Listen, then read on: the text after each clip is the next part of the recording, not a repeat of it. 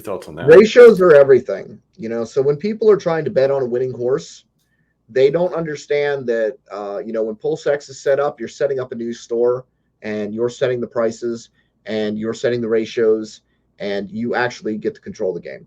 And a lot of people are not going to like that. And I don't like having this conversation because everybody's just going to point at Richard and say, well, he's got it all fixed. Well, you know, when you open up a brand new store, you kind of get to set the prices. It's just how it is.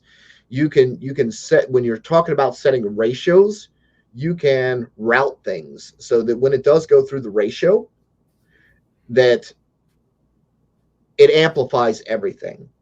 So Richard's made multiple statements about, you know, things amplifying each other. He's made several statements about Hart's law, explaining how things that may not even have value end up having value if they're bonded to something that has value. That's how you end up with unisocks. And if the ratios are initially set with large liquidity pools, you absolutely can have a situation where Pulse's price cannot go up without pushing HEX up.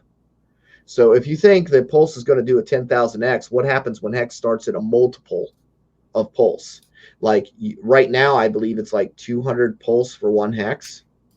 Well, that's a 200X. If Pulse moves up a penny, does that mean HEX moves up $2? If you set the liquidity pool thick enough and he has most of the coins, you're not going to be able to change that ratio. You don't have enough coins to change that ratio. So wherever that ratio is set, that ratio can stay based on if the OA wants to supply that much liquidity and create these ratios in a situation where they're permabond, because you don't have enough coins to move that ratio. That ratio gets set where it is. So you can't really bet on which coin is going to do better because ratios is everything. So until those ratios are in, you're just blowing smoke if you think you know what's going to do better, because until those ratios are set, and if those ratios have weak bonding, they can still move all over the place and you got total chaos.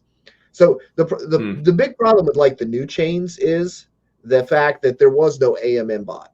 Okay, there was no bot. We are the bots. That's why the prices are whacked out and all over the place. And ratio trading is very dangerous because you don't know necessarily what price you're getting, because you're really trading ratios and you have to do the math of figuring out.